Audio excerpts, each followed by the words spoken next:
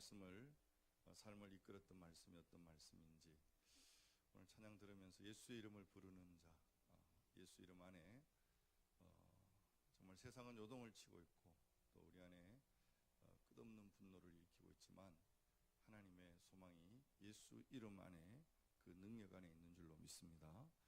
개인적으로는 말씀 안에 거한다는 것이 어떤 것인가, 하나님께서 계속 말씀하실 때 보면 집요하게 어떤 본문을 펴도 말씀하시는 하나님을 만납니다. 그래서 더 깊이 말씀 안에 머무르면 좋겠다라는 기대를 가지고 오늘 저와 여러분이 묵상하게 되는 이 본문은 성탄절을 앞에 두고 오시는 예수 그리스도 그분에 대한 우리의 마음의 태도 또 근본적인 신앙의 자세를 돌아보게 하는 중요한 메시지입니다. 1절 말씀을 우리 같이 보시면 날짜가 표시되어 있죠. 우리 같이 한번 1절 읽겠습니다. 시작.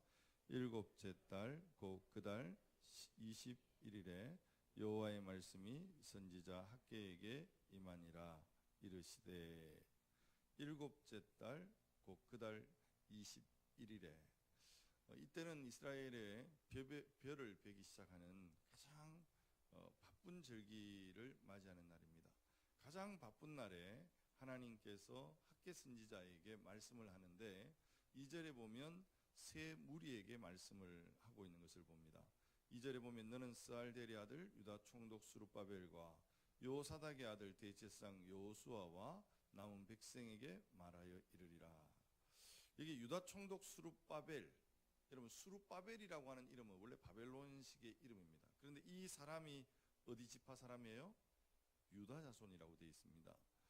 지금 돌아오는 이스라엘이 새로운 국가를 형성하기 위해서는 다윗의 자손이 오늘 다시 한번 그 나라를 이끌어가는, 그래서 이 스룹바벨은 다윗의 자손입니다. 초라하기는 하지만 한 나라의 회복을 위해 정통성 있는 유다 지파 사람, 인물이 바벨론식 이름이지만 그 속에는 유다 지파 사람이라는 것을 강조하고 있습니다. 두 번째는 요사닥의 아들 뭐 하는 사람이에요? 2절에 요수아가 뭐 하는 사람이죠? 대제사장이에요. 그래서 이스라엘이라고 하는 나라가 구성되기 위해서는 제사장이 필요한 거죠. 그래서 제사장 가운데 요수아가 등장을 합니다. 그리고 누굽니까? 남은 백성.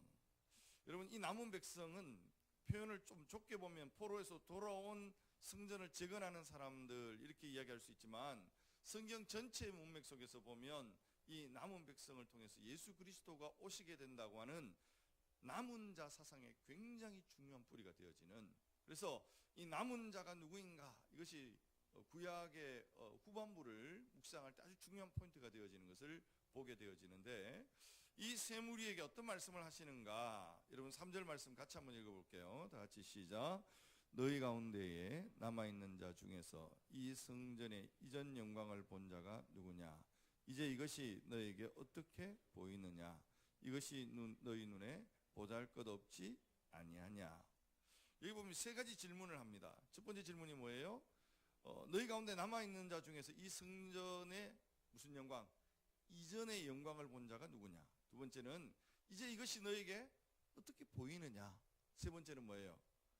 이것이 너희 눈에 보잘것없지 아니하냐? 이 질문을 지금 던지고 있는데, 첫 번째, 이전의 영광을 본 자가 있느냐? 여러분, 이전의 전, 누구의 전이죠? 솔로몬이 만든 성전. 여러분, 솔로몬이 다윗의 그 아버지 다윗으로부터 많은 물질을 물려받죠. 그래서 그 성전을 짓는데 열왕기 상하에 보면 그 성전의 영광, 그 성전의 크기, 성전의 그 화려함, 어마어마한, 다윗 왕국이 가장 절정에 이를 때 외국의 모든 이방의 나라 사람들이 막 그 제물을 갖다 바치는, 그래서 그 성전의 영광은 이루 말할 수 없이 화려하고 대단했죠. 학개가 지금 재건의 삽을 들고 다시 한번 무너진 성전을 재건하기 위해서 일어서는 그들에게 너희 중에 이전의 영광을 본 자가 누구냐? 왜 이 질문을 던졌을까? 오늘 이 이야기를 오늘 설교에서 풀어갈 겁니다. 두 번째, 이제 이것이 너희에게 어떻게 보이느냐? 지금 성전을 재건하겠다고 하는 이스라엘 백성들이 잿더미 위에서 다시금 성전을 재건합니다. 그런데 이 세워져가는 성전과 이전에 솔로몬의 성전을 비교할 때 너희 눈에 어떻게 보이느냐? 자, 이 질문을 하기 위해서는 이 질문을 받고 있는 대상이 나이가 많을까요, 적을까요? 우리 마리아 상방 바벨론에서 몇 년 동안 포로 생활했죠? 그러면 최소한 나이가 70은 돼야 돼요. 80 가까이는 돼야 이 본문이 이해가 되는 거예요. 이해가 되죠? 노인들이에요. 여러분, 근데 학개서에서는 밝혀지지 않지만 하나의 사건이 있습니다. 에스라서 3장 12절에서 13절 보면 우리 앞에 화면이 있습니다. 우리 같이 한번 천천히 읽어볼게요. 다 같이 시작. 제사장들과 레위 사람들과 나이 많은 족장들은 첫 성전을 보았으므로 이제 이 성전의 기초가 놓임을 보고 대성통곡하였으나 여러 사람은 기쁨으로 크게 함성을 지르니 백성이 크게 외치는 소리가 멀리 들리므로 즐거이 부르는 소리와 대성하는 소리를 백성들이 분간하지 못하였더라. 대성통곡을 했다. 성전의 기초가 놓여지는 것을 보고. 왜요? 이전의 성전의 영광에 비해서 지금 폐허 위에 다시금 세워지는 성전, 그런데 그 화려한 영광의 성전을 보았던 사람들의 입장에서는 가슴이 아픈 그 눈물을 흘리고 있다고, 대성통곡했다고 이야기를 합니다. 그런데 본문을 자세히 보면, 그런데 그와 더불어서 여러 사람은 어떤 소리로? 기쁨으로 크게 함성을 지르는 사람이 있습니다. 이 사람들은 누굴까요? 이전의 영광을 못 봤던 젊은 친구들이겠죠. 이 사람들은 어쨌든 다시금 뭔가를 지으니까, 뭔가 다시 성전이 재건되니까 너무 좋은, 여러 사람들은 기쁨으로 크게 함성을 지르니 백성이 크게 외치는 소리가 멀리 들리므로 즐거이 부르는 소리와 통곡하는 소리를 백성이 분간이 되지 않는. 자, 이게 중요한 하나의 관점이 있습니다. 기뻐하고 있는 젊은 사람들, 이전의 영광을 보지 못했던 사람들이겠죠. 돌아와 성전을 짓는 것만도 너무 기쁜데, 그런데 통곡하는 사람들이 있습니다. 예전에 솔로몬의 성전의 화려한 영광을 본 자, 이 성전이 너무 초라하단 말이에요. 이것을 학개 선지자가 이렇게 얘기합니다. 이것이 너희 눈에 보잘것없지 아니하냐? 세 번째 질문을 던지죠. 자, 정리를 해보죠. 이전의 영광을 본 자가 있느냐? 너희 눈에 어떻게 보이느냐? 이것이 너희 눈에 보잘것없지 않으냐? 학개는 왜 이 질문을 상당히 의도적으로 던지고 있을까? 저라면 굳이 아픈 상처를 끄집어 올리지 않을 것 같은데, 지나간 화려한 영광을 기억하면서 초라하게 지어지는 이 성전의 모습과 비교해서 이것이 너희 눈에 보잘것없지 않으냐? 왜? 그 의도가 뭘까? 오늘 이 의도를 찾아가는 것이 오늘 설교의 결론이 될 것입니다. 왜 학개 선지자는 이 질문을 던져야 했을까? 한번 성경을 읽으면서 왜? 이거 뭘까? 이런 상상력을 이렇게 발휘하세요. 그리고 그 상상력을 가지고 묵상하다 보면 본문이 너무 이렇게 재밌게 다가올 때가 많습니다. 여러분, 학개 선지자가 속이 상해서 이 말을 했을까요? 나이 많은 사람들이 통곡했으니까? 그런데 가만히 들여다보면 이 통곡에 뭐가 문제가 있는 것 같아요. 통곡의 원인? 성전이 초라하다는 거죠. 그 초라함이란 그 크기와 화려함과 외형의 모습? 그냥 우리가 조금 더 깊이 들어가서, 여러분, 성전이라고 하는 이 성전을 생각할 때 가장 성전의 중요한 부분이 뭘 것 같아요? 우리 이 앞에 유니게 라헬 상봉들도 알아야 되잖아, 그죠? 지성소. 그래요. 이 지성소가 중요합니다. 왜? 지성소 안에 뭐가 있기 때문에? 법궤가 있습니다. 그 법궤 위에 두 그룹의 천사들이 딱 바라보는 것이 뭐예요? 속죄소, 하나님의 임재 장소, 하나님의 영광이 머무는 장소. 여러분, 이것이 중요하다. 여러분, 성소에 법궤가 없는 것은 안고 없는 빵과 같다, 이렇게 보면 됩니다. 여러분, 그런데 예레미야서에 보면 이런 이야기를 합니다. 예레미야 3장 16절부터 18절까지 우리 같이 한번 읽어볼게요. 천천히 읽겠습니다. 시작. 여호와의 말씀이니라. 너희가 이 땅에서 번성하여 많아질 때에는 사람들이 여호와의 언약궤를 다시는 말하지 아니할 것이요, 생각하지 아니할 것이요, 기억하지 아니할 것이요, 찾지 아니할 것이요, 다시는 만들지 아니할 것이며, 그때에 예루살렘이 그들에게 여호와의 보좌라 일컬음이 되며 모든 백성이 그리로 모이리니 곧 여호와의 이름으로 말미암아 예루살렘에 모이고 다시는 그들의 악한 마음에 완악한 대로 그들이 행하지 아니할 것이요, 그때에 유다 족속이 이스라엘 족속과 동행하여 북에서부터 나와서 너희 조상들에게 기업으로 준 땅에 그들과 함께 이르리라.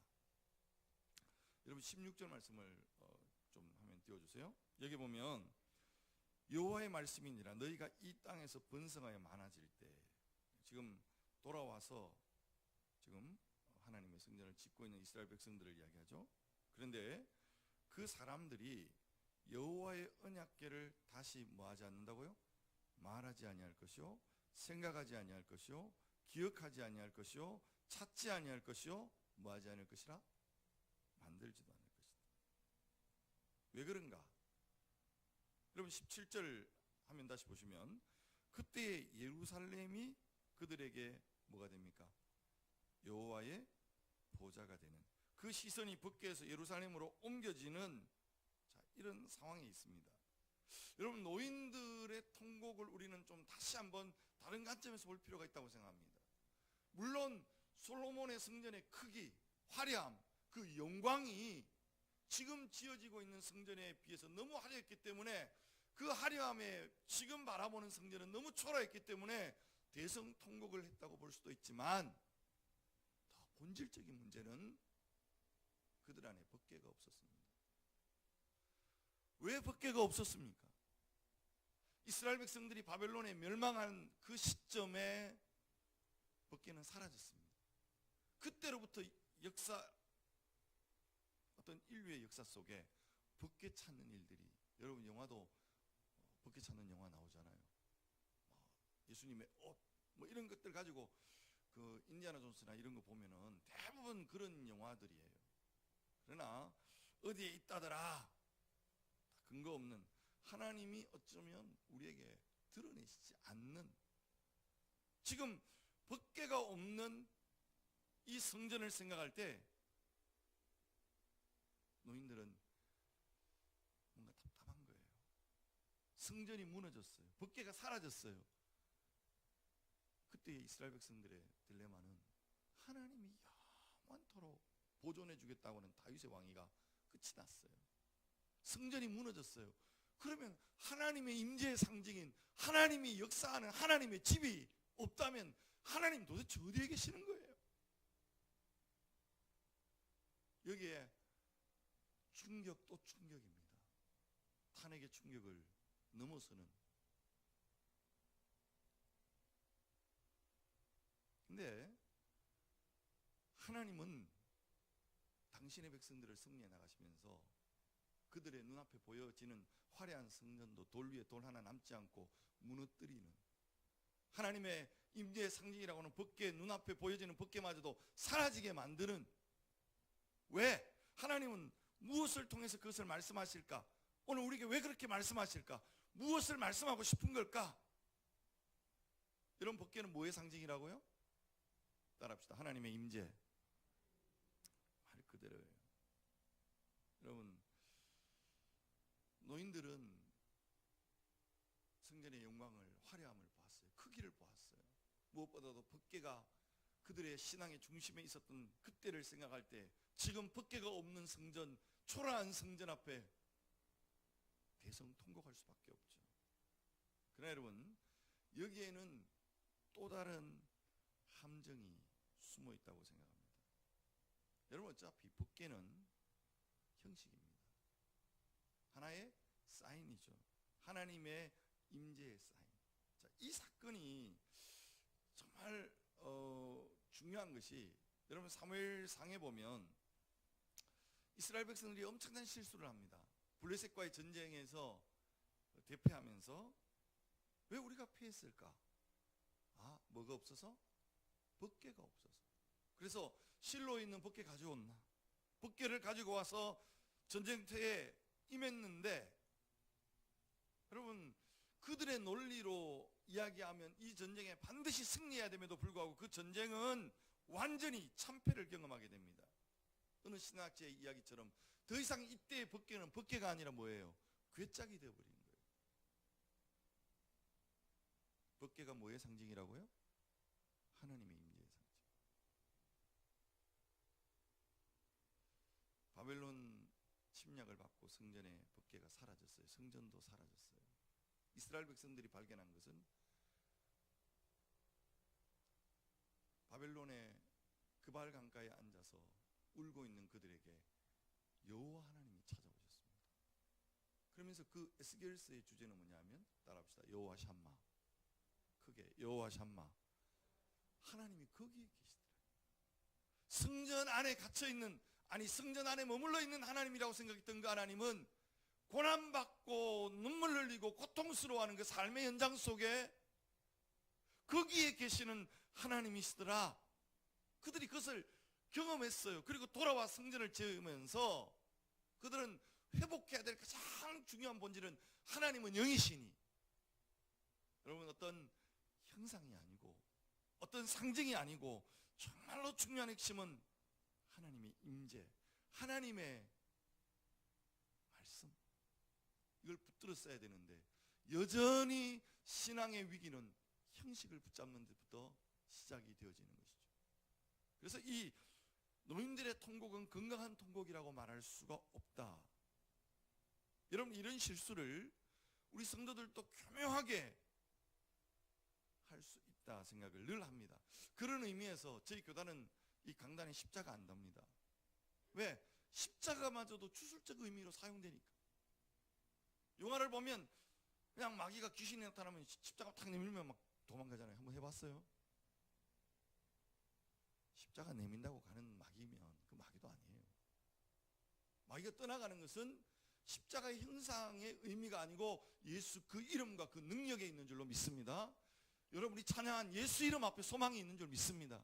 예수 이름 앞에 그 능력이 있습니다.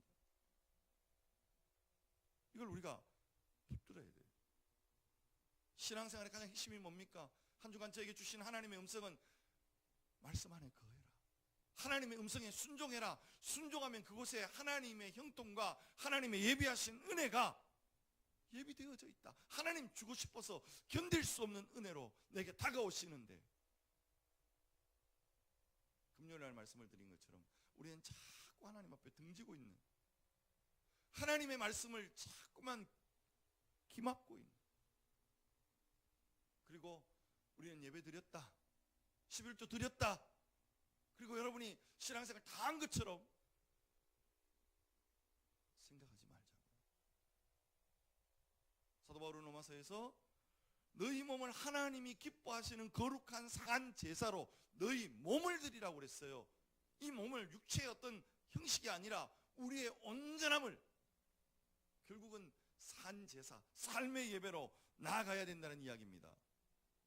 히브리서 기자는 이 이야기를 히브리서 9장 9절 10절 말씀 우리 천천히 같이 한번 읽어봅시다. 다 같이 시작.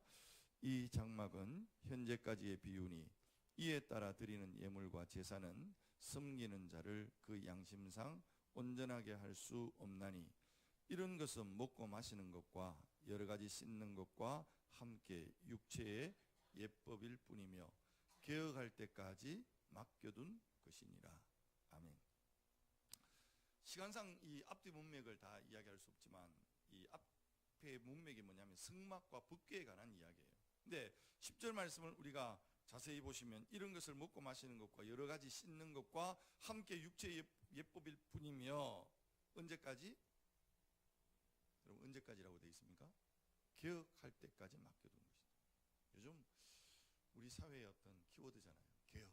여러분 우리가 말하는 개혁은 뭘까요? 세상에서 말하는 개혁은 불의를 바로잡고 부패를 척결하고 공의를 바로 세우는 게 개혁이죠. 그런 세속적 관점에서의 개혁을 오늘 교회 이 성경의 본문에서 개혁이라고 말하지 않습니다. 오늘 히브리서의 기자가 개혁이라고 말하는 것은 개혁할 때까지 맡겨둔 것이라고 하는 이 개혁의 정의는 비본질적인 모든 형식적인 모든 것들이 사라지고 오직 본질이신 예수 이름, 그 이름이 소망이고 그 이름이 능력, 그리스도만 남는 그 개혁이 성경이 말하는 개혁이고, 내년이 종교개혁 500주년 기념이에요. 500주년 기념이다. 그러니까 어떤 분이 500주년 기념으로 외국까지 안 되더라고요.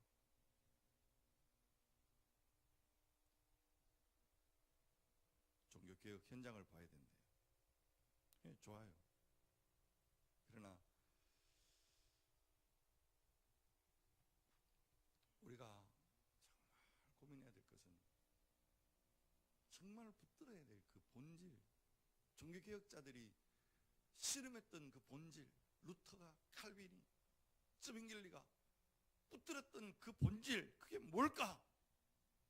신앙은 늘 리폼, 다시금 개혁되어지는 그 본질은 예수 그리스도 그분이 어떤 형식과 어떤 비본질적인 것에 갇혀 있는 것이 아니라, 여러분 오늘 우리 교회가 금요일날 또 동일한 이야기를 했습니다. 교회에서 신앙생활을 하면 할수록 어쩌다 보면 그리스도와 멀어질 수 있는 현상이 생기더라. 그래서 어쩌면 목사들이 가장 예수님하고 멀릴 수도 있어요. 장로님들이 가장 예수님하고 멀어질 수도 있어요. 왜? 익숙함의 문제예요. 여러분 신앙생활을 익숙하게 하지 마세요. 늘 말씀이 새로워야 돼요. 늘 말씀 앞에서 오늘도 내 영혼을 하나님의 성령으로 오늘도 충만하게 할 때 그 말씀은 똑같은 본문을 가지고, 지난주에 말씀을 드린 것처럼 한 본문을 가지고 한 주를 묵상하는데 아침마다 말씀하시는 하나님의 음성이 날마다 새롭게 다가오는 역사가 일어나더라고요. 할렐루야. 여러분에도 그런 역사가 있기를 주의 이름으로 축복합니다. 여러분 이게 개혁이에요. 그리스도가 내 안에 새롭게 다가오는 거예요. 익숙해지셨습니까? 익숙해지고 난 다음 우리는 뭘 붙들고 있습니까? 껍데기를 붙들고 내가 신앙생활 한다고 복 이야기하고 있지는 않는지. 오늘 보면 4절에 학개 선지자는 재건의 삽을 든 백성들에게 이렇게 이야기합니다. 우리 같이 한번 읽어볼게요. 다 같이 시작. 그러나 여호와가 이르노라. 스룹바벨아 스스로 굳세게 할지어다. 여호사닥의 아들 대제사장 여호수아야 스스로 굳세게 할지어다. 여호와의 말이니라. 이 땅 모든 백성아 스스로 굳세게 하여 일할지어다. 내가 너희와 함께하노라. 만군의 여호와의 말이니라. 아멘. 자세히 보면 4절부터 시작해서 9절까지 가장 많이 나오는 단어 중에 하나가 뭐냐면 만군의 여호와, 이 말이 나옵니다. 그리고 또 한 가지는 내가 너희와 함께 하겠다. 자, 이건 뭐 조금 신학적인 이야기지만 이걸 우리가 출애굽의 모티브라고 그럽니다. 왜냐하면 출애굽은 구원을 설명할 때, 이스라엘 백성들을 구원하실 때 이스라엘을 애굽의 노예로 보는 것이 아니라 여호와의 군대로 보시잖아요. 그래서 만군의 여호와가 되는 거예요. 그리고 그들을 내가 너희와 함께 있어서 내가 너희를 반드시 구원하겠다, 이 문장을 지금 다시금 그들에게 이야기하면서 3번 반복하는 문장이 있습니다.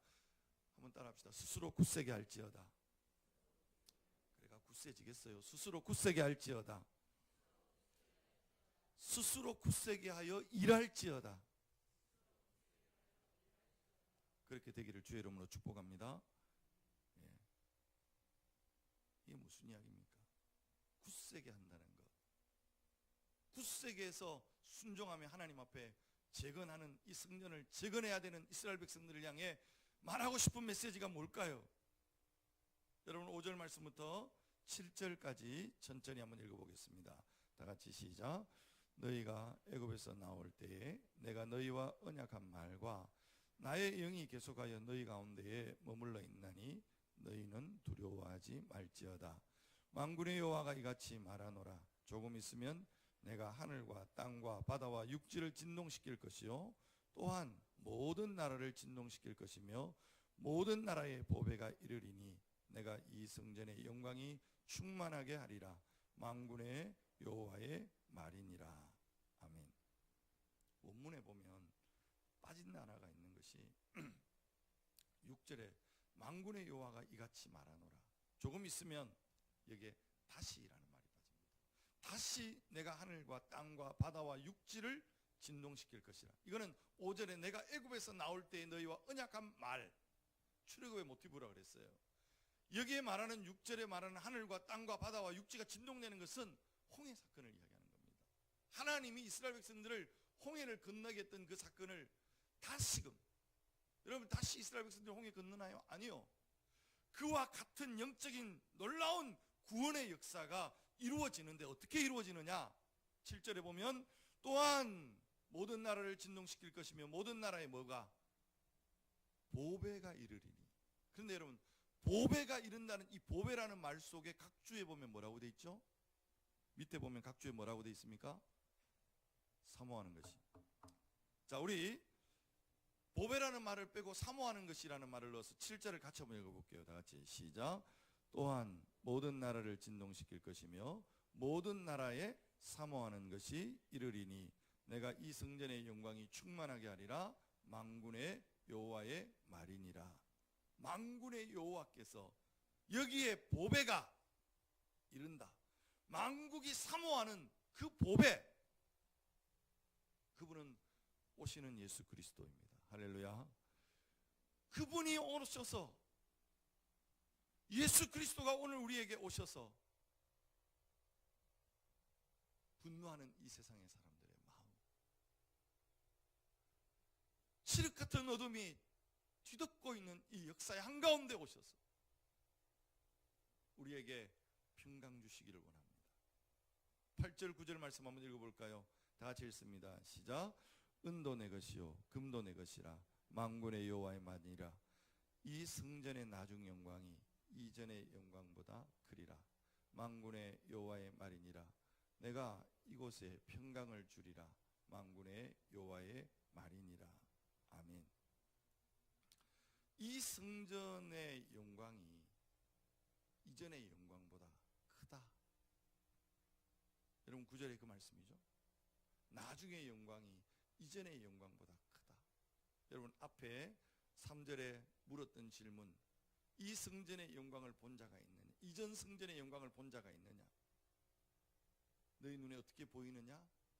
너무 보잘것없지 않냐? 답은 뭐예요? 너희가 보는 나중에 그 성전의 영광이 이전에 솔로몬에 보았던 성전의 영광과 비교할 수 없이 크다 이 말이에요. 말이 돼요? 성전의 사이즈로, 화려함으로 말이 안 되는 이야기죠.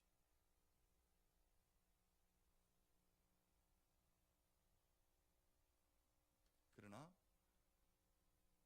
만국이 사모하는 예수 그리스도, 그분이 우리에게 그 모습으로 오셔요. 이사야서 53장 2절 본문 우리 앞에 화면을 한번 보면서 같이 읽을까요? 다 같이 시작. 그는, 다시 시작.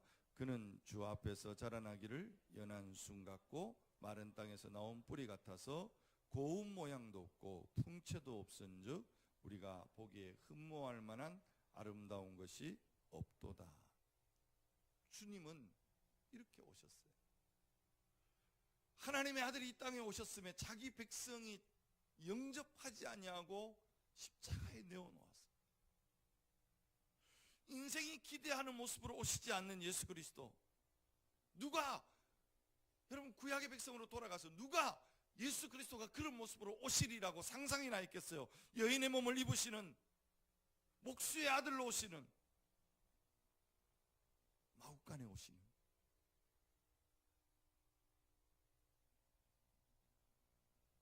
마치 재건되고 있는 성전의 초라한 모습처럼 주님은 이 세상에 그렇게 오셨다고요. 그러나 학개 선지자는 말합니다. 나중의 영광이 이전의 영광보다 크다. 뭐가? 왜? 요한복음 1장 14절 말씀 한번 같이 읽어봅시다. 다 같이 한번 시작. 말씀이 육신이 되어 우리 가운데 거하심에 우리가 그의 영광을 보니 아버지의 독생자의 영광이요 은혜와 진리가 충만하더라. 우리가 그의 영광을 보니 아버지의 독생자의 영광이요 은혜와 진리가 충만하더라. 이것이 두 번째 성전의 실체였죠. 요한복음 2장 19절에서 21절 본문을 우리 같이 한번 읽어볼게요. 다 같이 시작. 예수께서 대답하여 이르시되 너희가 이 성전을 헐라 내가 사흘 동안에 일으키리라. 유대인들이 이르되 이 성전은 46년 동안에 지었거늘 내가 3일 동안에 일으키겠느냐 하더라. 그러나 예수는 성전된 자기 육체를 가리켜 말씀하신 것이라. 예수님은 성전된 자기 육체, 십자가에 못 박혀야 되고 사흘 만에 부활하시는 그분의 영광이 성전의 본질이더라 이 말이에요. 여러분, 오늘 그분이 우리 가운데 오셨는데 9절의 결론을 보면 이곳에 뭐를 주리라? 샬롬, 평강을 주리라 그랬어요. 여러분, 이 평강이 뭘까요? 평강의 실제는 어떤 걸까요? 마지막 결론 로마서 5장 10절에서 11절 본문 우리 같이 한번 읽어보겠습니다. 다 같이 시작. 곧 우리가 원수 되었을 때 그의 아들의 죽으심으로 말미암아 하나님과 화목하게 되었은즉 화목하게 된 자로서는 더욱 그의 살아나심으로 말미암아 구원을 받을 것이니라. 그뿐 아니라 이제 우리도 화목하게 하신 우리 주 예수 그리스도로 말미암아 하나님 안에서 또한 즐거워하느니라. 할렐루야. 우리가 원수 되었을 때에 그의 아들의 죽으심으로 말미암아 하나님과 화목하게 되었은즉 화목하게 된 자로서 더욱 그의 살아나심으로 말미암아 구원을 받을 것이다. 이 평강, 이미 저와 여러분이 이 평강을 누리고 계십니까? 혹 누린다고 생각하면서 껍데기를 붙들고 있지는 않습니다. 교회 오는 것 때문에 내가 예배를 드렸다는 그 사실로 내 마음을 안위하고 있습니까? 하나님은 오늘 저와 여러분에게 여전히 그 주님이 만군의 여호와이신 그 하나님이 우리 인생의 주인이기를 기뻐하십니다. 오늘도 저와 여러분에게 말씀하시기를 기뻐하시는 분입니다.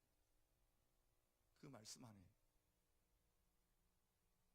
우리가 아멘하고 순종하기를 원할 때 오늘 여전히 험악한 세상, 여러분 세상은 어른들이 그런 표현을 쓰더라고요. 오래 살면 더 험한 꼴 본다고. 여러분 세상은 점점 더 악해질 뿐이에요. 세상은 인간이 첨단의 문화를 만들어가는 것처럼 보이고 하나님의 그 금지의 영역에 이를 것처럼 보여지지만 한번 훅 풀어버리고 한번 확 흔들어버리면 인간의 모든 그 과학의 발전이 아무것도 아니라는 것을 우리는 끊임없이 눈으로 보고 있지 않습니까? 그럼에도 불구하고 우리를 사로잡고 있는 익숙함의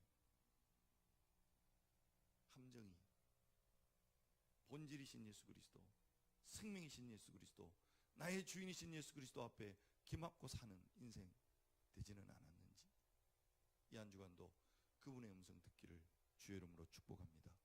그리고 오늘도 이 말씀이 저와 여러분에게 살아가는 이유가 되어져서 오늘 하나님의 말씀 스스로 굳세게 할지어다, 스스로 굳세게 할지어다, 스스로 굳세게 하여 일할지어다, 그 인생을 향해 샬롬의 은혜를 주시는 이 하나님의 역사가 우리 모두에게 있기를 주님의 이름으로 축원합니다. 하나님,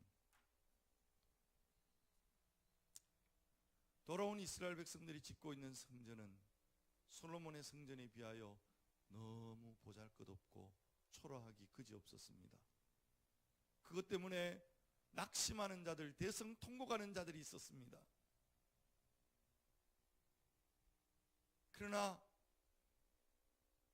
선지자를 통해 선포된 하나님의 말씀은 이 성전의 나중 영광이 이전의 영광보다 크리라고, 보배이신 그분이, 우리가 사모하는 그분이, 성전의 주체이신 그분이 이 땅에 오셔서 친히 십자가 지시고 피 흘리사 우리를 구원하시는 그 은혜 때문인 줄 믿습니다. 오늘도 그 주님은 우리를 구원하시는 생명 구원에 그치는 분이 아니라 여전히 역사를 주관하고 계시며 내 삶을 주관하고 계시며 내 자녀 교육을 책임지고 계시며 내 일터의 모든 사업장을 책임지고 계시는 역사하시는 하나님이신 줄 믿습니다. 하나님, 오늘 우리가 이 하나님의 음성에 기막지 않게 해주십시오. 익숙함에 함정에 빠져서 껍데기 붙들고 비본질적인 것 붙들고 신앙생활 하는 것처럼 착각하지 않게 해주십시오. 나의 생명 되신 예수 그리스도 그 음성 듣기에 힘쓰는 저희들 되게 해주시고, 그 음성 듣고 스스로 굳세게 할지어다, 스스로 굳세게 일할지어다 하시는 하나님의 음성 듣고 오늘도 우리에게 주어진 본연의 삶에 하나님의 영광을 드러내는 놀라운 하나님의 자녀들 되게 하여 주옵소서. 예수님의 이름으로 간절히 기도하옵나이다.